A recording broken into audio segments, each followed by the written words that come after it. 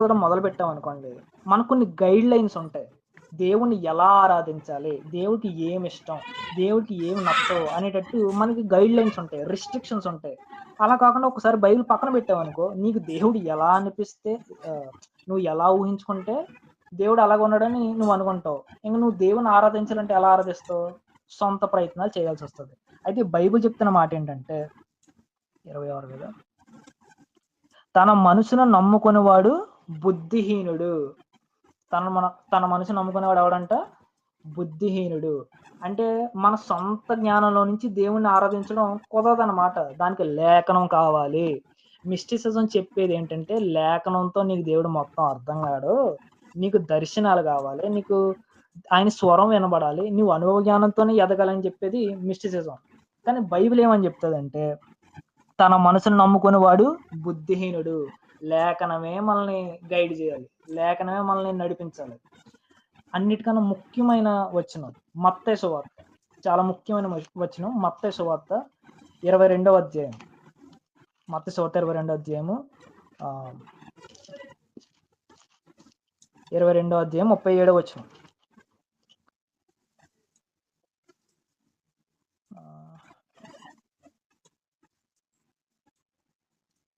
22వ అధ్యాయము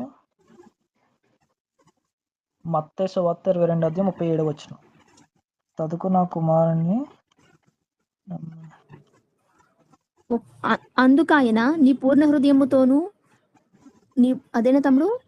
కదక్క, నేను మిస్ అయ్యాను. అదే ఒకసారి రిఫరెన్స్ మళ్ళీ చెప్పమ్మా. 20-37 అని చెప్పాను. ఇక్కడ తప్పు ఉన్నట్టుంది. మీరు చదివిన వచ్చిన అక్క, ఎక్కడ ఉంది అది? మిస్ అయ్యాను. 37 లోనే ఉంది, 22-37 లోనే ఉంది మత్తయి సువార్త. ఓకే, చదవండి అక్క. అదే అక్క. అందుకైనా నీ పూర్ణ హృదయముతోను నీ పూర్ణాత్మతోను నీ పూర్ణ మనసుతోను నీ దేవుడైన ప్రభువుని ప్రేమింపవలనది.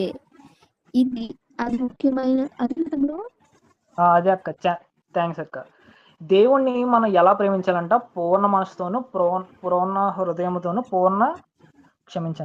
మనసుతోను. అక్కడ మనసు అన్న చోట ఇంగ్లీష్లో మైండ్ అని ఉంటుంది. ఆ వచనాన్ని ఆధారం చేసుకుని మీరు చెప్పండి, దేవుణ్ణి దేవుణ్ణి ప్రేమించాలంటే మనకు బుర్ర కావాలొద్దా? చెప్పాలి. ఒక తమ్మైనా పెట్టండి, కావాలి కదా.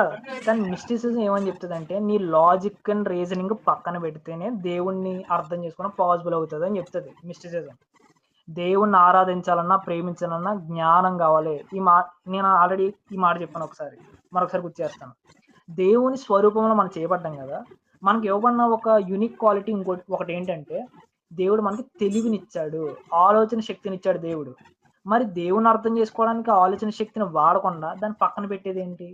కొంతమంది మాట్లాడతారు, అదేంటి బ్రదర్, ఆ బైబిల్ అలా లేదు కదా, ఆ సిద్ధాంతం బైబిల్ సపోర్ట్ చేయదు కదా అంటే, నీ లాజిక్ తో ఆలోచించావంటే ఇది అర్థం కాదు.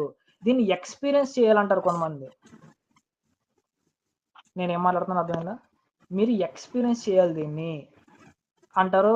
మీరు దీన్ని ఎక్స్పీరియన్స్ చేసే వరకు మీకు ఇది అర్థం కాదు, లేఖనాల్లో ఉందో లేదో కాదు, నేను నిజంగా దీన్ని ఎక్స్పీరియన్స్ చేశాను అని అంటారు.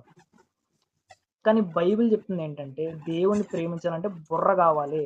అసలు మన స్వరూపంలో చేసినప్పుడు ఆయన ప్రత్యేకంగా మనకు తెలివినిస్తే, జంతువుకి మనకి తేడాగా ఆలోచన శక్తినిస్తే, దాన్ని దేవుణ్ణి ప్రేమించడానికి వాడకుండా మన లాజిక్ని పక్కన పెట్టి ఎవరో పుట్టించిన సిద్ధాంతాలను నమ్ముతున్నామంటే ఏంటిది భ్రష్టత్వం? కాకపోతే నా మాటలు అదవుతున్నా లేదు. దేవుణ్ణి ఆరాధించాలంటే బుర్ర కావాలి, ఆలోచన విధానం కరెక్ట్గా ఉండాలి. ఇందాక చూపించాను మీకు, కొరింథీయులకు రాసిన పత్రిక మొదటి పత్రిక 4:6లో రాయబడి ఉన్న సంగతులను అతిక్రమింపకూడదు, లేఖనాలని దాటిపోకండి. ఇప్పుడు ఎంత పెట్టిరిగిపోయిందంటే, ఎక్కడ చూసినా ఇదే వినబడుతుంది, ఎక్కడ చూడు ఇదే వార్త. దేవుడు నాకు బయలుపరిచాడు, దేవుడు నాతో మాట్లాడాడు, దేవుడు నాకు అది చెప్పాడు, ఇది చెప్పాడు. కానీ బైబిల్ అలాంటి ఎగ్జాంపుల్స్ లేవు కదా అని అంటే, ఇది మా అనుభవ జ్ఞానం, దీన్ని మేము ఏమంటారు, మా ఎక్స్పీరియన్స్ని సబ్జెక్టు ఎక్స్పీరియన్స్ నుంచి అర్థం చేసుకున్నాం అనేటట్టు ఇదే వినబడుతుంది. కానీ అది బైబిల్లో ఉండాలి.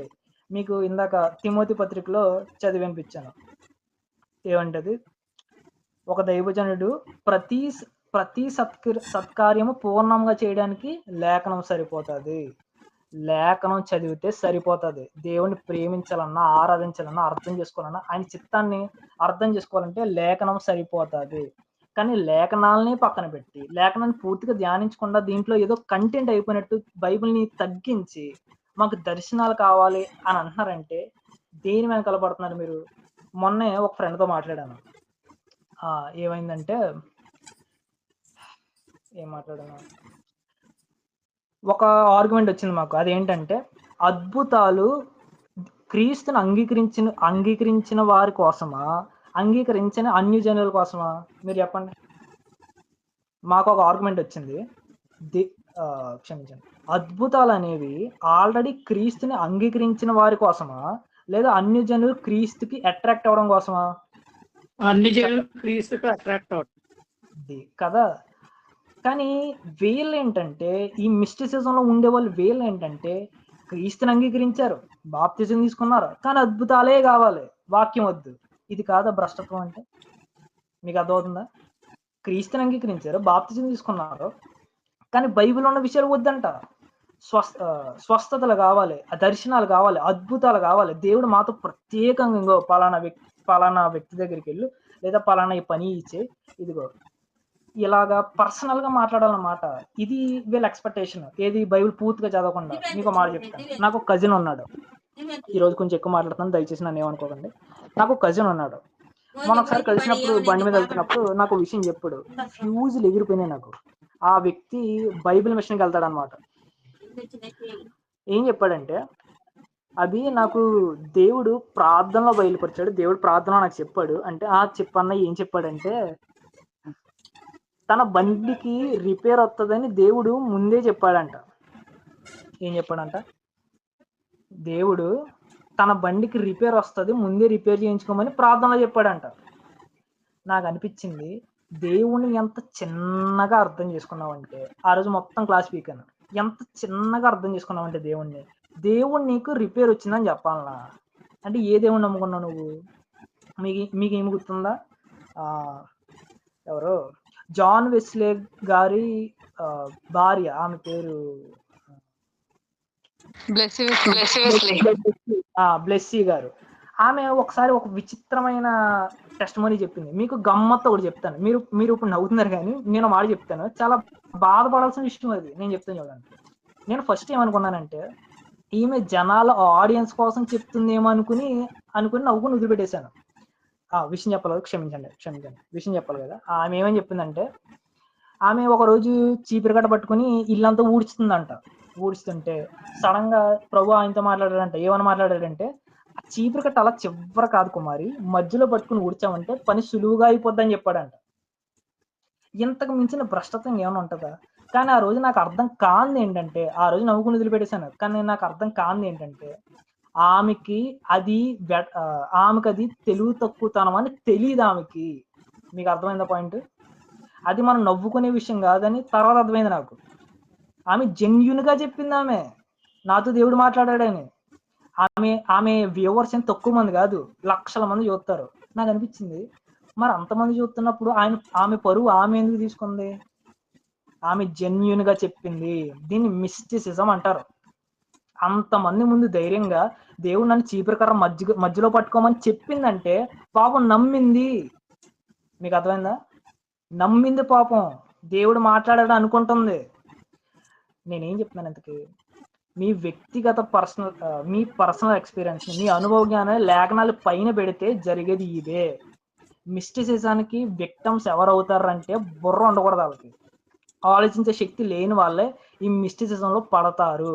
ఆ రోజు దాన్ని ఆలోచించినప్పుడు నాకు చాలా బాధ వేసింది. అరే ఫస్ట్ నవ్వుకున్నాను కదా అని. తర్వాత ఇంకా నాకు నిజంగా నవ్వు రాలా. ఆమె జెన్యున్ గా చెప్పింది, నిజంగా దేవుడు ఆమెతో మాట్లాడాడేమో అనుకుని ఒక అమాయకురాలు అలా చెప్పింది. అది బాధపడాల్సిన విషయం. ఇది మిస్టిసిజం అంటారు దీనికి లాజిక్లు ఉండవు, రీజనింగ్ ఉండదు, బైబిల్ దాన్ని సమర్థించదు. కానీ అదేంటక్క అలా చెప్పావంటే నాకు అలా అనిపించింది, దేవుడు నాతో ఇలా మాట్లాడాడు. ఇది పర్సనల్ ఎక్స్పీరియన్స్. మరొక్కసారి చెప్తాను, నీ పర్సనల్ ఎక్స్పీరియన్స్ తో బైబిల్ని ఇంటర్ప్రిట్ చెయ్యకూడదు.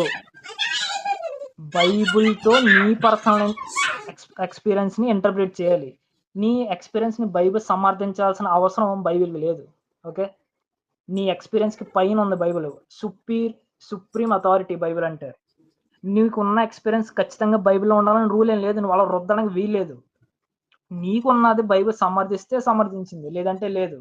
అంతేగాని నీ ఎక్స్పీరియన్స్ లో నుంచి బైబిల్ అర్థం చేసుకున్నానంటే కుదరదు, అది అమాయకత్వం, భ్రష్టత్వం. ఎంతసేపు మనం ఏం మాట్లాడుకున్నాం? మిస్టిసిజం. ఒకసారి ఎక్కడ ఇది, సామెతల గ్రంథము 3వ అధ్యాయం ఒక మాట ఉంటుంది చూడండి. సామెతల గ్రంథం 3వ అధ్యాయం 5-6 వచనాలు. నీ పూర్ణ హృదయముతో నీ స్వబుద్ధిని ఆధారము చేసుకొనక నీ పూర్ణ హృదయముతో యెహోవా యందు నమ్మిక ఉంచుము. నీ ప్రవర్తన అంతటి యందు ఆయన అధికారమునకు ఒప్పుకొనుము. అప్పుడు ఆయన నీ త్రోవలను సరళము చేయును. ఆమేన్. థ్యాంక్స్ అక్క. స్టార్టింగ్ లో ఒక లైన్ ఉంది ఏంటంట, నీ స్వబుద్ధిని ఆధారం చేసుకొనక. ఇంగ్లీష్ లో అవర్ ఓన్ అండర్స్టాండింగ్ అని ఉంటది. నీ స్వబుద్ధిని ఆధారము చేసుకొనక. మరి అదే కదా అనుభవ జ్ఞానం అంటే. నువ్వు దేవుణ్ణి ఫస్ట్ మనం ప్రేమించడం గురించి చూసాం. ఇక్కడ ఏంటంటే మన మార్గాల్ని సరళం చేసుకోవాలంటే దేని మీద ఆధారపడకూడదంట, నీ స్వబుద్ధిని ఆధారం చేసుకొనక. ఒక ముక్కలో చెప్పాలంటే నువ్వు దేవుని ప్రేమించాలన్నా, దేవుని అర్థం చేసుకోవాలన్నా, నీ సొంత జ్ఞానం పనికి రాదు. నీ సొంత అనుభవాలు బైబిల్కి అక్కర్లేదు. బైబిల్లో ఉన్నది నీ జీవితంలో అనుభవం జరిగితే ఓకే ఫైన్, మేము ఒప్పుకుంటాం. అలా కాకుండా నీకు ఒక ఎక్స్పీరియన్స్ ఉండి బైబిల్ ఒక విషయాన్ని చెప్తుంటే మేము ఒప్పుకోము. పౌల మాట అన్నాడు, లేఖనాల్ని దాటిపోకండి. ఇంకా చాలా వచనం ఉన్నారు, దయచేసి ఏమనుకోకండి. ఇది చాలా ఇంపార్టెంట్ టాపిక్, అందుకే ఇంత స్ట్రెస్ చేసి చెప్తున్నాను. ఒకసారి ఏంటిది, ద్వితీయోపదేశకాండం 18వ అధ్యాయం 20వ వచనం నుంచి. మీరు దయచేసి అలా వినండి, మీకు పనికి వస్తుంది. ఇది చాలా ఇంపార్టెంట్. దీనికి ఎంతమంది బాధ్యతలు ఉన్నారంటే నేను దాన్ని నెంబర్ చెప్పలేను మీకు. ఎంత భారంతో చెప్తున్నానంటే అది దేవుడికి తెలుసు. ఎంతమంది దీంట్లో కూరుకుపోయి ఉన్నారంటే ఇది ఖచ్చితంగా మీకు తెలియాలి. కాబట్టి ఓపిక పట్టండి. ద్వితీయోపదేశకాండం 18వ అధ్యాయం 20వ వచనం. అంతేకాదు, ఏ ప్రవక్తయు అహంకారము పోని నేను చెప్పుమని నాకు ఆజ్ఞాపించని మాటను నా నామమున చెప్పును, ఇతర దేవతల నామమును చెప్పును, ఆ ప్రవక్తయును చావవలెను. మరియు ఏదో ఒక మాట చిన్న చదవనా? చాలక్క థ్యాంక్స్. దేవుడు ఒక ప్రవక్త ఒక మాట మాట్లాడి ఇది దేవుడు చెప్పాడని చెప్పినప్పుడు, ఒకవేళ ఆ మాట దేవుడి దగ్గర నుంచి రాలేదనుకో, ఈ ప్రవక్త చావడానికి అనుమతిస్తాడు దేవుడు. ఒక ప్రవక్తకే దేవుడు క్షమించండి, దేవుడు చెప్పమన్న మాట కాకుండా తన సొంతంగా ఒక మాట చెప్పి అది దేవుడికి ఆపాదిస్తే, ప్రవక్తనే చంపితే, మరి ఈ రోజు ఎంతమంది పుట్టుకొస్తున్నారు తెలుసా మీకు? ప్రతి చిన్న దానికి ఎంత చిరాకు వస్తుందంటే నాకు నిజంగా. ప్రతి చిన్నదానికి దేవుడు నాకు చెప్పాడు, ప్రతి చిన్నదానికి దేవుడు నాకు చెప్పాడు, దేవుడు నాకు అది చెప్పాడు, ఇది చెప్పాడు, ఇది ఏమన్నాడు, అది ఏమన్నాడు. అంత ఖాళీగా ఉండడం కంటే రెండు నాకు అర్థం కావట్లేదు. ఎంత చిన్నగా దేవుడిని అర్థం చేసుకున్నారంటే, చెప్పాను కదా మా కజిన్ ఎగ్జాంపుల్, బండి రిపేర్ వచ్చిందంట, ఆమెకేమో చీపురు ఎలా ఊడ్చాలో దేవుడు చెప్పాడంట. ఎంత ఖాళీగా లేడు. ఓకే, దేవుడు అనే ఆయన్ని చాలా చిన్నగా అర్థం చేసుకున్నాం. మిస్టిసిజంలో ఉన్న ప్రాబ్లం ఏంటంటే లేఖనాల్లో చదివితే క్రీస్తు అర్థం అవుతాడు. వీళ్ళు లేఖనాలను పూర్తిగా చదవకుండా అడపా చదువుతారు కాబట్టి క్రీస్తు అర్థమయ్యే అవకాశం లేదు, ఆయన గంభీరత్వం అర్థమయ్యే అవకాశం లేదు. ఒక మాట గుర్తు చేస్తాను మీకు, గలతీయులకు రాసిన పత్రికలో చాలా సీరియస్ పత్రిక అని చెప్పాను ఆల్రెడీ మీకు. ఒకసారి మనం ఒకసారి చదవం, మీకు గుర్తుంటుంది. చాలా సీరియస్ టోన్లో రాసిన పత్రిక అది. దాంట్లో మాట్లాడాడు అపొస్తలుడైన పౌలు, మేము కానీ పరలోకం నుంచి వచ్చిన ఒక దేవదూత కానీ మేము మీకు ప్రకటించిన సువార్త కాక మరికి ఏ సువార్త ప్రకటించినా వాడు శాపగ్రస్తుడు అవును గాక. అదే విషయాన్ని మరలా 9వ కింద వచనంలో చెప్తాడు, మేము మీకు చెప్పినదే మరలా చెప్పుచున్నాము. మేము కానీ ఆకాశం నుంచి వచ్చిన ఒక దేవదూత కానీ మేము మీకు ప్రకటించిన సువార్త కాక మరికి ఏ సువార్త ప్రకటించినా సరే వాడు శాపగ్రస్తుడు అవును గాక. గమ్మత్తు ఏంటో ఒకటి చెప్పనా, ఒక భయంకరమైన విషయం ఏంటో ఒకటి చెప్పనా, తెలిసి మోసం చేసేవాడు, సేవ పేరు చెప్పుకొని తెలిసి మోసం చేసేవాడు ఎటో పోతాడు, వాడిని పక్కన పెట్టేసే, వాడి గురించి మనం మాట్లాడట్లా. మిస్టిసిజంలో ఉన్న వాళ్ళు ఎవరంటే విక్టిమ్స్. పాపం వాళ్ళు చేస్తుంది దేవునికి వ్యతిరేకం అని తెలియదు వాళ్ళకి. జస్ట్ ఇమాజిన్ చేయండి ఎంత భయంకరమో. నేను చెప్పింది అర్థమైందా లేదా? ఒకడు మోసం చేయాలని హృదయంతో ఉద్దేశపూర్వకంగా సేవ పేరు పెట్టుకుని మోసం చేస్తాడంటే వాడు ఎటో పోతాడు. వాడి గురించి మనం మాట్లాడట్లా. మిస్టిసిజం ఏంటంటే ఆ వ్యక్తి సేవ చేస్తున్నాను, నేను సువార్త ప్రకటిస్తున్నాను, బైబిల్ ప్రకటిస్తున్నానని అనుకుని బైబిల్కి వ్యతిరేకంగా చేసే ప్రమాదం ఉంది. ఇది మిస్టిసిజం అంటే, దేవుని తప్పుగా అర్థం చేసుకుని. మన రెవల్యూషన్లో మనం చదువుకున్నాం, దీనికి దేన్ని అతికించకూడదు, దేన్ని యాడ్ చేయకూడదు. ఒకవేళ యాడ్ చేస్తే ఈ బైబిల్ ఉన్న ప్రతి రోగాన్ని తన మీదకి వదులుతా అన్నాడు. చాలా సీరియస్ మ్యాటర్ ఇది.